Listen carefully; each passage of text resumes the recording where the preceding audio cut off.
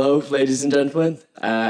Thank you for coming to another episode of Diving in the Gempool. And today's special guest is Shona Healy from All Human. It's great to have her on. It's actually our first guest from outside Gempool, so it's great to have you on, Shona. Wow, thank you very much for having me. No worries at all. No worries at all. And how's the trip in? Good. Yeah, I'm only down the road, so Okay, that's Yeah, nice. good. That's nice. Usually, with trip, it goes from the third floor to the fourth floor. So Well, I just walked 15 minutes, so never get further away. nice one, nice one. But yeah, we'll get straight into it, Shona. The first question I always have when I start a podcast with a guest is, what is your analogy of recruitment in today's market? Okay, so in a highly competitive labour market, I guess for me, last year was pretty full on, and with recruitment, the market got a little bit crazy. Yeah. So for me, I focused this year, I think, more on retention and how I can keep our employees happy, how I can retain. I guess with COVID and coming out of COVID, it's really important for me to make sure that people are happy and that we can retain them. I guess through looking after their well-being and benefits. Yeah. And, you talk about the well-being there. How important is it for you as a HR leader to look after employees' well-being as well as your own? Varied. I guess 2 years ago, it became an extremely important part of my working world. So for that reason, I wanted to create a wellness program in All Human. And so we, as a leadership team, talked about it at length. I guess as an employer, we have a responsibility to make sure that people's well-being is looked after while they're with us for 7.5 hours a day. They're with us over 5 days a week. So we engaged in what we call the wellness program in All Human. And we brought in an external coach. I thought it was very important that we brought somebody external to business in to run this program, just for a little bit of a removing from, I suppose, us as the leadership team, to build a little bit more trust so that people could be open and honest a little bit more with the coach. So we engaged with a coach called Aoife. And Aoife looks after people's, I suppose, mental well-being as well as their physical. So she does yoga, she does walking, wellness calls, she helps people prioritize their work and their personal life. She wouldn't be a counsellor or somebody that, I suppose, would get involved in more of the more important kind of stuff when it comes to mental well-being, but she would help you prioritize your personal life. If you're a parent and you've kids, you struggle to I suppose, do your work in the 7.5 hours. She'd help you prioritize that. She'd help you prioritize your work life. And we also then have our healthcare, which offers, I suppose, the more advanced counselling sessions for people's mental health. So it is something that's very important to me as somebody in HR that we look after that. And I think it's really nice to hear as well, because I had one of my guests on, Sean, who I work with, and we were talking about this too in terms of work-life balance, and it's important to take those steps to have better mental health with it. Yeah, I think maybe 5 years ago you went to work and you stayed at work for 10, 15-hour days to prove yourself. Now it's important that you switch off after your 7.5 hours and, take your lunch break. For me, a lunch break is really important. I encourage everybody to switch off at the hour, go for a walk, talk to friends.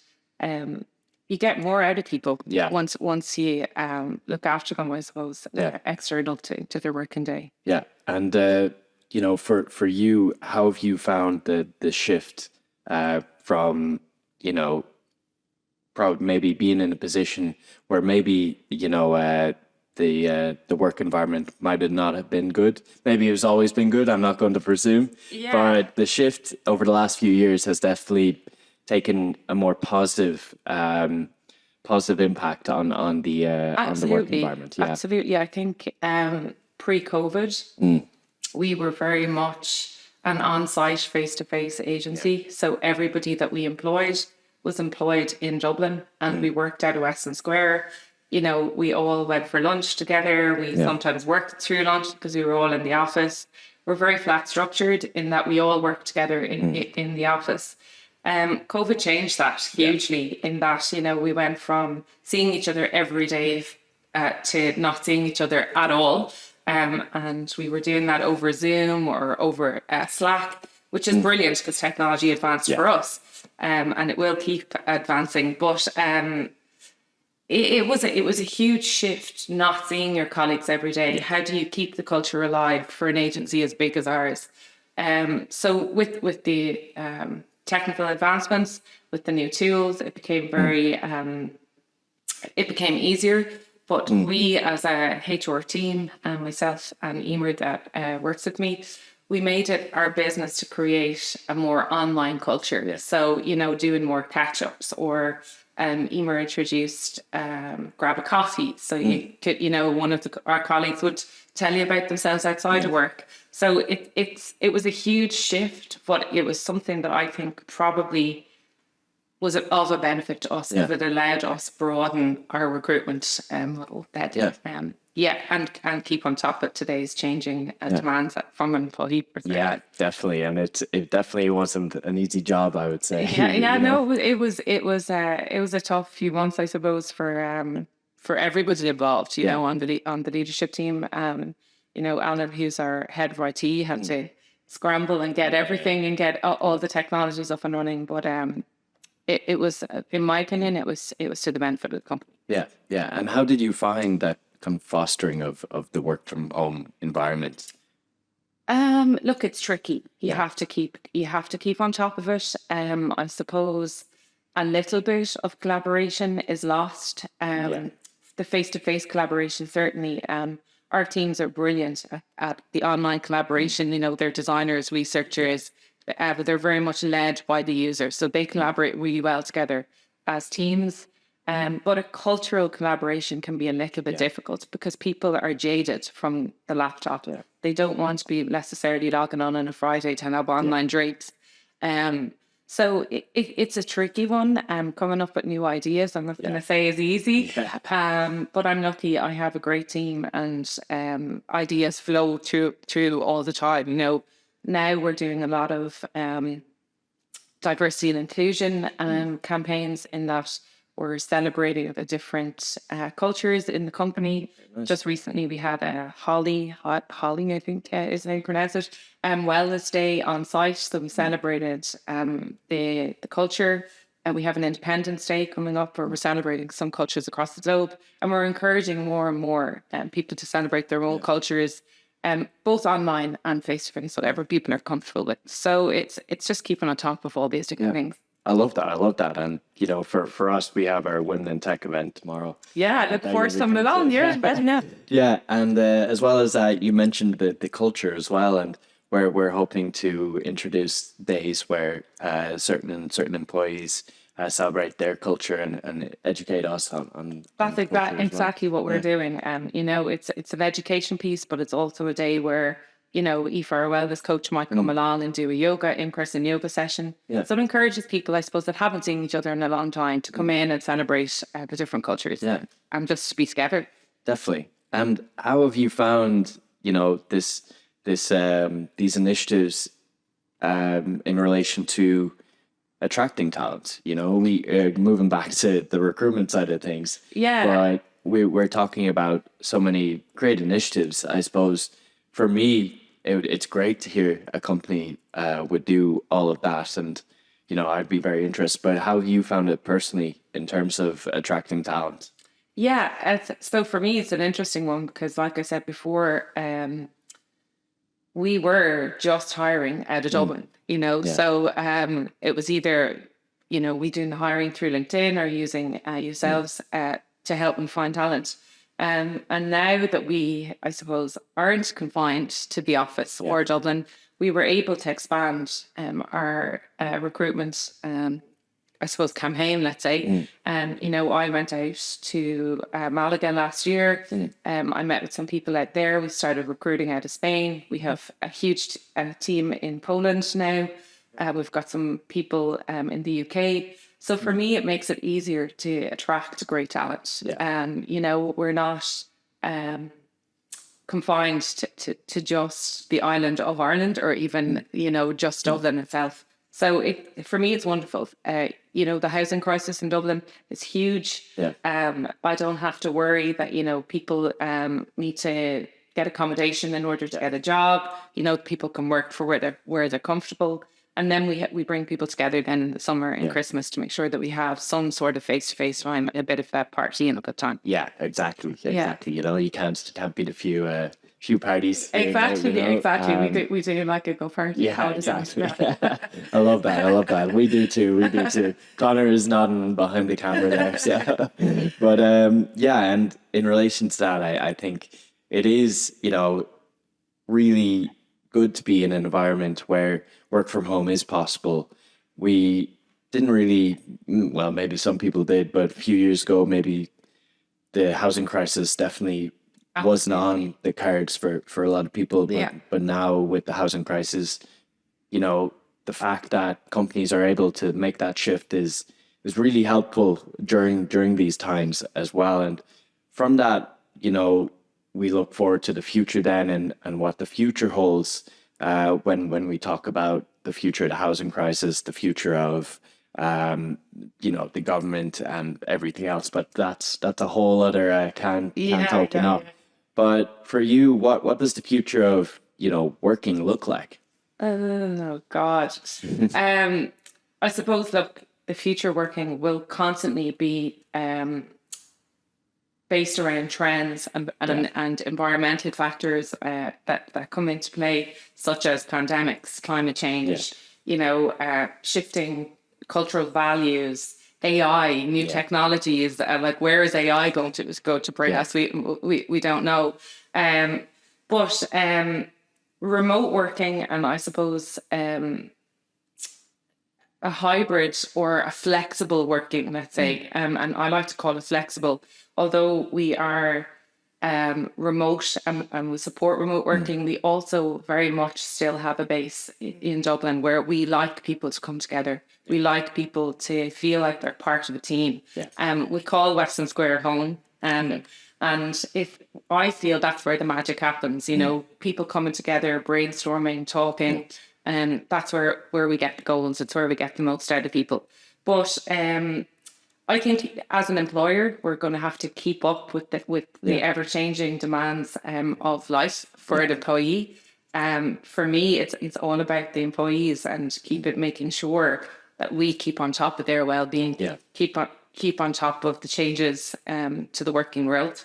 But it's there's a responsibility as an employer to make sure your employee is, one, happy at work, but also that they're looked after, you know, and that we can make sure that for the 37.5 hours a week they're with us, that we can get the best out of them by giving the best to them.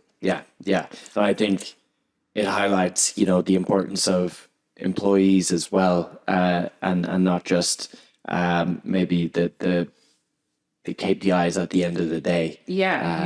Because with the likes of 4-day weeks coming into effect and the likes, it definitely, you know, shows the shift in relation to the importance of employees in the company. So it's really refreshing to hear. And obviously we talk about the future and it's really hard to predict. You know, I don't think anyone would have predicted a few years ago that a pandemic would cause us to go remote working where, you know, even one day a week in the office, you're coming in like, oh, how did I do this 5 days a week?